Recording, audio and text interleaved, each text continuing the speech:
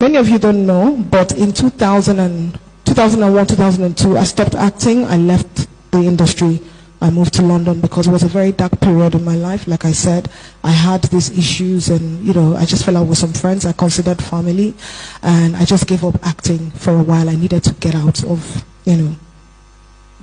just leave that space for a minute. And then I moved to London and I gave up stardom. And then, you won't believe it. This is something I've never told people before. But while in London, I was trying to make ends meet. I started working in a care home as a caregiver for adults with special needs. While some might view it as a step down, I don't. You see, taking care of others brought me joy and purpose at a time I needed it most.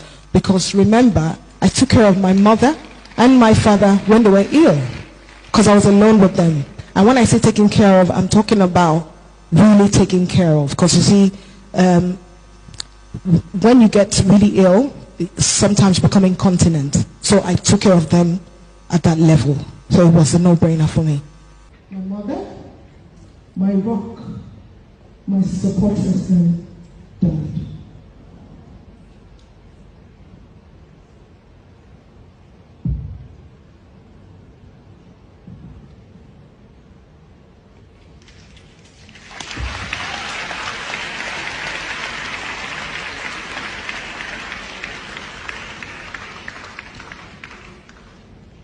I'll never forget the day in 2001 when I watched her die. I held her in my arms, my older brother and I, and my father. We watched her die when she slipped away. It's something that never really leaves you. She died in 2001, but I think about a week ago, I still thought about her, and the tears came again. It never leaves you, to be honest. You get stronger, it gets better, but it never leaves. Well,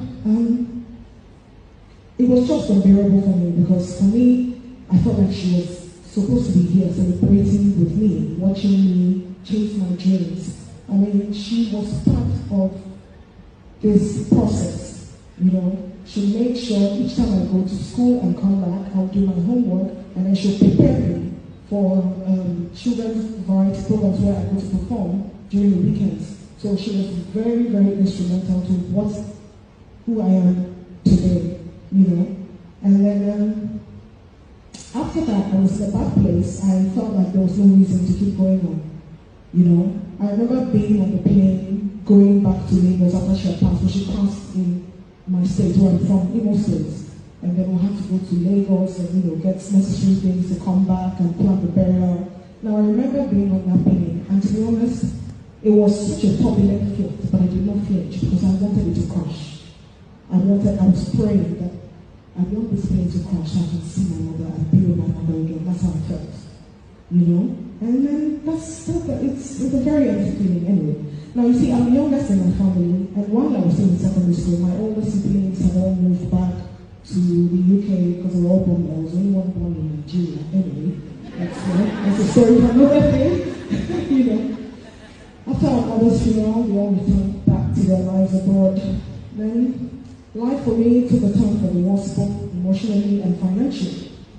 My father's health declined because, when a couple, when they're very close and one dies, it affects the other one. I think my father actually stopped living within my mother died. So he became ill, his health declined, and then, my siblings managed to move back to the UK, and I was now all alone in Nigeria. I found myself losing faith in the slow growth of Hollywood, waiting months between jobs felt like an eternity. And then I lost some people whom I thought were friends, very close friends. In fact, some friends I considered family. It was just a very turbulent time in my life. I don't want to dwell too much on that period, but it led me to hitting rock bottom in Lagos. And when I say rock bottom, I mean rock bottom. I became homeless. I was squatting with people for a stretch. And when I say squatting, I'm talking about 3-4 people in the room with it was a friend's space, and I was staying there, you know. Choose your friends wisely is one advice I always give to young girls in my industry. It's very important to choose who, you know, there's something the man said, choose your friends. It is very important to have friends who share the same vision, goals with you, you know. People who your visions are aligned, and people who bring the very good energy, because look, the sort of energy you put out in the universe is the sort of energy you receive. That's something I always tell people. So you have to be very careful the sort of energy you surround yourself with, and also the sort of energy you're putting out there in the universe. Well, eventually my siblings found a way to get me out of Nigeria. Then I lived with my brother and his family for a while in London. And gradually I started getting myself together. Now, during that process, I put my dreams of stardom on hold. Many of you don't know, but in 2001, 2002, I stopped acting. I left the industry. I moved to London because it was a very dark period in my life. Like I said, I had these issues of, I just fell out with some friends I considered family, and I just gave up acting for a while. I needed to get out of,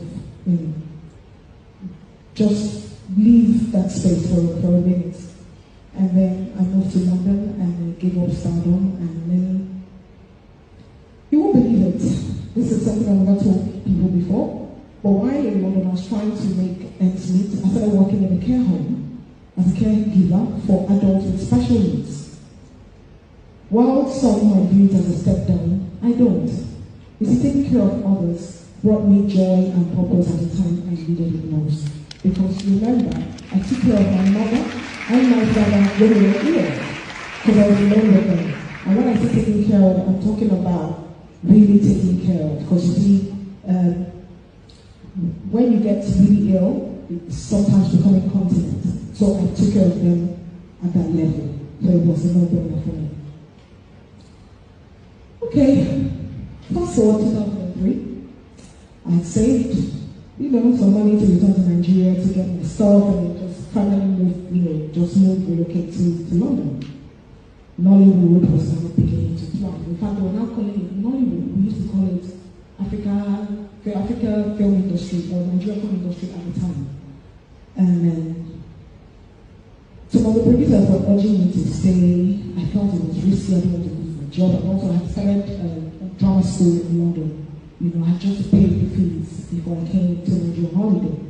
Right after I went to Nigeria on holiday, I keep thinking I'm in Nigeria, And then one day Genevieve calls me. You all know Genevieve, right? Yes. So Jenny calls me a few days before I was to go back to London, and she said, "Oh, I've given your number to a producer for a film." And I'm like, I'm going back. And she's like, "Well, just listen to what he has to say." She was one of the people that advised me to stay back and go back to London.